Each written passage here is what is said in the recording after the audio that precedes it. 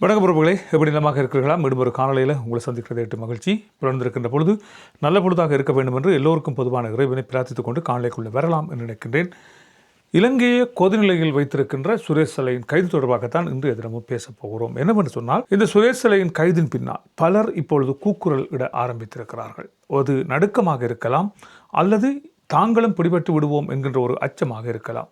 எனவே இவைகள் தொடர்பாக யார் யார் பேசியிருக்கிறார்கள், இவற்றின் பின்னணி எவ்வாறு இருக்கிறது, உண்மையிலே சேனல் 4 நிறுவனம் வெளியிட்டிருக்கின்ற அந்த செய்தியின் அடிப்படையில் சுரேஷ் சாலே கைது செய்யப்பட்டிருக்கிறாரா?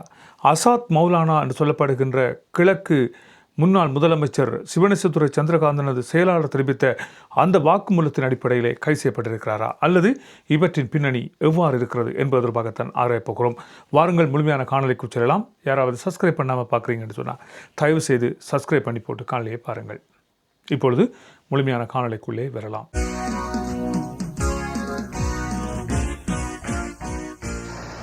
என்னவென்று சொன்னால், உங்கள் பலருக்கு தெரியும், கோத்தபாய ராஜபக்ச பாதுகாப்பு செயலாளராக இருந்த ஒரு காலகட்டத்திலே போத்தல ஜேந்த என்று சொல்லப்படுகின்ற ஒரு ஊடகவியலாளர் கடத்தப்பட்டு தாக்கப்பட்டு குற்றுயிரும் குலையுருமாக அவர் ஒரு இடத்திலே வீசப்பட்டிருந்தார்.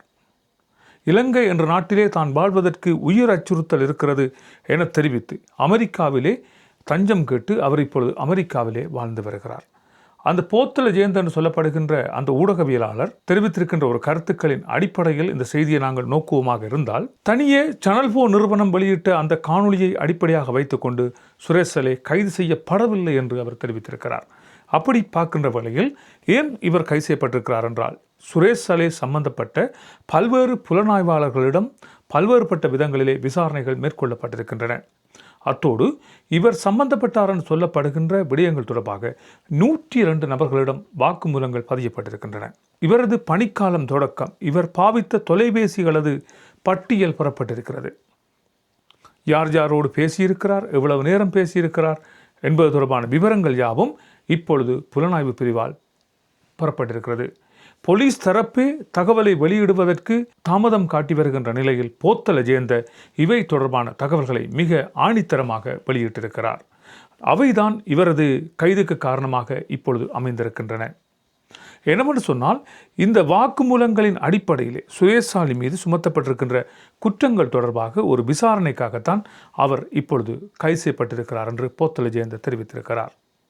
அது அப்படியாக இருக்கிற வேளையில் 102 பேரின் வாக்குமூலங்கள் தான் இவரது கைதுக்கு காரணமாக இருக்கலாம் என்று தெரிவிக்கப்பட்டிருக்கின்ற அந்த வேளை அதை அப்படியே வைத்துவிட்டு அடுத்த பக்கம் பார்ப்போமாக இருந்தால், உங்கள் பலருக்கு தெரியும், முன்னாள் அமைச்சர் சரத் வீரசேகர, உதய ஹம்பம்பில, விமல் வீரவன்சவின் கட்சியைச் சேர்ந்தவர்கள். விமல் வீரவன்ச இன்னும் பாய் துறக்கவில்லை, அவரது கட்சியைச் சேர்ந்தவர்களால் பாய் துறந்திருக்கிறார்கள். இப்படியானவர்கள் இப்பொழுது ஒரு கொதிநிலையை காட்டி வருகிறார்கள். இது எதற்காக என்று நாங்கள் பார்க்கின்ற வேளையில், இவர்கள் எல்லாம் முன்னர் மஹிந்த ராஜபக்ச என்று சொல்லப்படுகின்ற அந்த பெரும் கும்பலிலே இருந்தவர்கள். அது தவிர இந்த சரத் வீரசேகரா என்ன செய்திருக்கிறார் என்று சொன்னால், இவர் தெரிவித்திருக்கின்ற கருத்து என்னவென்று சொன்னால், பேராயர் அவர்களை திருப்திப்படுத்துவதற்காகவும் கிறிஸ்தவ மக்களை திருப்திப்படுத்துவதற்காகவும் புலம்பெயர்ந்திருக்கின்ற டயஸ்போராக்களை திருப்திப்படுத்துவதற்காகவே சுரேஷ் சாலே கைது செய்யப்பட்டிருக்கிறார் என்று சரத் வீரசேகர தெரிவித்திருக்கிறார். இது ஒரு அடிப்படைவாத குழு செய்த ஒரு கொலை முயற்சி, இதற்கு ISIS உரிமை கோரி இருக்கிறது என்பது போன்றெல்லாம் அவர் கருத்தை தெரிவித்திருக்கிறார். உண்மையிலேயே இந்த சரத் வீரசேகர பாவித்த அந்த வாகனம் சஹரான் பாவித்த வாகனம் என்று சொல்லப்பட்டிருந்ததை நீங்கள் மறந்திருக்க மாட்டீர்கள். எனவே சரத் வீரசேகர பாவித்த வாகனத்தை சஹரான் பாவித்தாரா, அல்லது சஹரானின் வாகனம் சரத் வீரசேகராவுக்கு வழங்கப்பட்டதா என்பது நீ விசாரணைகளில் தெரிய வரும். ஆனால் சரத் வீரசேகராவும் இவற்றோடு சம்பந்தப்பட்டிருக்கிறார் என்ற விடயம் இப்பொழுது தெரிய வந்திருக்கிறது.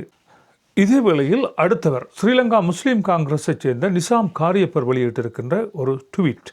அந்த ட்வீட்டிலே அவர் சொல்லியிருக்கிறார், அடிப்படைவாத மூட நம்பிக்கை மிக்க ஒரு சமய மூடர்களால் செய்யப்பட்ட ஒரு தாக்குதலாகவே இது பார்க்கப்படுகிறது. இது சுரேஷ் சாலியை இதற்குள்ளே வீணாக மாட்டிவிட்டிருக்கிறார்கள் என்றும் அரசியல் தேவைக்காக இவர்கள் பாவிக்கப்பட்டிருக்கிறார்கள் என்பது போன்றும் நிசார் காரியப்பர் ஒரு கருத்தை தெரிவித்திருக்கிறார். அடுத்ததாக அலிஸ் அப்ரியும் தெரிவித்திருக்கிறார், இந்த கைது தேவையில்லாத கைது என்பது போன்று அவரும் கருத்துக்களை தெரிவித்திருக்கிறார். அப்படி இருக்கின்ற சந்தர்ப்பத்தில் உதய ஹம்பம்பில இது புலம்பெயர்ந்திருக்கின்ற புலிகளை திருப்திப்படுத்துவதற்காகவே இந்த கைது இடம்பெற்றிருப்பது என்பது போன்று இன்றைய தினம் தகவல்களை தெரிவித்திருக்கிறார். தொடர்ந்து இன்றைய தினம் கருத்துக்களை தெரிவித்த சரத் வீரசேகர இந்த சுரேஷ் சலையின் கைதின் பின்னால் இருப்பது வெறும் அரசியல் மட்டுமே என்பது போன்று தெரிவித்திருக்கிறார். இவர்களிடம் எந்த விதமான சாட்சிகளும் இல்லை, எதுவும் இல்லை. வீணாக இவர்கள் இவ்வாறான ஒரு அரசியலுக்காக சுரேஷ் சாலையை கைது செய்திருக்கிறார்கள் என்பது போன்று தெரிவித்திருக்கிறார். போலீசாருக்கே எதற்காக கைது செய்திருக்கிறோம் என்பது தெரியாமல் இருக்கின்ற இந்த நேரத்திலே தனியே இதன் பின்னணியில் என்ன இருக்கிறது என்றால், இந்த சேனல் போ நிறுவனம் வெளியிட்டிருக்கின்ற அந்த காணொலியை அடிப்படையாக வைத்துத்தான் இவர் கைது செய்யப்பட்டிருக்கிறார் என்றும், இந்த சேனல் போ நிறுவனம் உங்கள் பலருக்கு தெரியும், இது இராணுவத்துக்கு எதிரான தகவல்களை வெளியிடுகின்ற ஒரு சேனலாக இருக்கிறது. எனவே இவற்றின் அடிப்படையிலே தான் இந்த சுரேஷ் சாலை கைது செய்யப்பட்டிருக்கிறார் என்பது போன்று சரத் வீரசேகர கருத்துக்களை ஆணித்தரமாக தெரிவித்து வருகிறார். இதே வேளையில் சரத் பொன்சேகா இவர் தொடர்பாக, அதாவது சுரேஷ் சாலை தொடர்பாக பல்வேறுபட்ட குற்றச்சாட்டுக்களை ஏற்கனவே முன்வைத்திருக்கிறார். அதாவது மட்டக்களப்பிலே இயங்கி வருகின்ற அடிப்படைவாத முஸ்லீம் இனங்களோடு இந்த இராணுவ புலனாய்வு பிரிவு அதிகாரி ஒருவர் தொடர்பினை வைத்திருக்கிறார் என்பது போன்று பல்வேறுபட்ட கருத்துக்களை சரத் பொன்சேகா ஏற்கனவே தெரிவித்திருக்கிறார். அது தவிர 2010 ஆண்டு தேர்தல் காலங்களிலே வவுனியாவிலே வீசப்பட்டதாக சொல்லப்படுகின்ற பல்வேறுபட்ட கைக்குண்டுகளின் பின்னணியிலே சுரேஷ் சாலை இருக்கிறார் என்றும், கோத்தபாய ராஜபக்சவின் ஊட்டி வளர்க்கப்பட்ட ஒரு பிள்ளையாக இவர் இருந்திருக்கிறார் என்றும் தெரிவிக்கப்படுகிறது. மட்டக்களப்பு பகுதியிலே இடம்பெற்றதாக சொல்லப்படுகின்ற பல்வேறுபட்ட முஸ்லீம் மக்களுக்கு எதிரான செயற்பாடுகளை தூண்டிவிடுகின்ற செயற்பாட்டிலே இவர் இருந்திருக்கிறார் என்றும், இனங்களுக்கிடையே பகையை மூட்டுகின்ற ஒரு நபராக இவர் செயற்பட்டிருக்கிறார் என்பது போன்றும் சரத் பொன்சேகா பல்வேறுபட்ட கருத்துக்களை முன்னர் தெரிவித்திருக்கின்ற அதே வேளையில் அலி சஃப்ரி தெரிவித்திருக்கின்ற கருத்து என்னவென்று சொன்னால், இவர் தமிழ் விடுதலை புலிகளது புலனாய்வு பிரிவினரை செயலிழக்க வைக்கின்ற ஒரு செயற்பாட்டிலே ஈடுபட்ட நபர் என்றும், குறிப்பாக தமிழ்ச்செல்வனது கொலையோடு இவர் சம்பந்தப்பட்டிருக்கிறார் என்றும், அவர்களை கொலை செய்வதில் முன்னின்று உழைத்தவர் என்பது போன்றும் இவர் கருத்துக்களை தெரிவித்திருக்கிறார். இது என்னென்று சொன்னால், ஒரு சாதாரணமாக கைது தான் இப்பொழுது இடம்பெற்றிருக்கிறது. சந்தேகத்தின் பேரிலே ஒருவர் கைது செய்யப்பட்டிருக்கிறார். முன்னர் ஆட்சியிலே இருந்த வேளையில் இவர்கள் தங்கள் செய்த பிழைகளை மறைப்பதற்காக இப்பொழுது கூக்குரலிட்டு கும்மாளமிடுகிறார்கள் போன்றுதான் இப்பொழுது கதைகள் சொல்லப்படுகின்றன. விசாரணைகள் இடம்பெற்று வருகின்றன. விசாரணையின் முடிவிலே பலதும் தெரிய வரும் என்பதாக கருத்துக்கள் இப்பொழுது முன்வைக்கப்பட்டிருக்கின்றன. சரி, இதுபடியாக இருக்கின்ற சந்தர்ப்பத்தில் இந்த சட்டத்தரணியின் கொலையோடு சம்பந்தப்பட்டார் என்று சொல்லப்படுகின்ற 2வது நபரும் கைது செய்யப்பட்டிருக்கிறார்.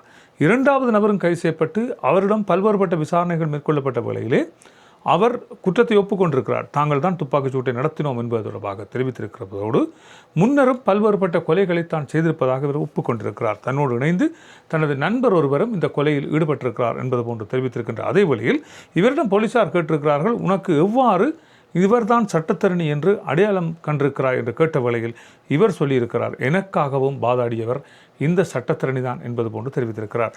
தனக்காக வாதாடிய சட்டத்தரணியே இவர் கொலை செய்திருக்கிறார் என்று சொல்லப்படுகிறது. இவை நடந்து கொண்டிருக்கின்ற இந்த காலகட்டத்திலே பல்வேறுபட்ட சம்பவங்களும் இடம்பெற்று கொண்டிருக்கின்றன. அந்த வகையில் அண்மையிலே இந்தியாவிலே கைது செய்யப்பட்ட ஒரு இலங்கையினுடைய பிரபல போதைப்பொருள் கடத்தல்காரனும் பல்வேறுபட்ட கொலை சம்பவங்களோடு சம்பந்தப்பட்டவர் என்று சொல்லப்படுகின்ற பொடி ஜெசி என்று அழைக்கப்படுகின்ற நபர் இன்றைய தினம் அதிகாலை வேளை விமான நிலையத்திலே குற்றப்புலனாய்வு பிரிவினரால் அழைத்து வரப்பட்டிருக்கிறார். இந்தியாவிலே கடந்த வருடம் கைது செய்யப்பட்டிருக்கின்ற இந்த நபர் இப்பொழுது இலங்கைக்கு அழைத்து வரப்பட்டிருக்கிறார் என்று தெரிவிக்கப்பட்டிருக்கிறது. 2024 ஆண்டு நீதிமன்றத்திலே பிணை வழங்கப்பட்டிருந்த நிலையில் அங்கிருந்து இவர் தப்பியோடி இந்தியாவுக்கு சென்றிருந்தார் என்பது குறிப்பிடத்தக்க ஒரு விடயமாக இருக்கிறது.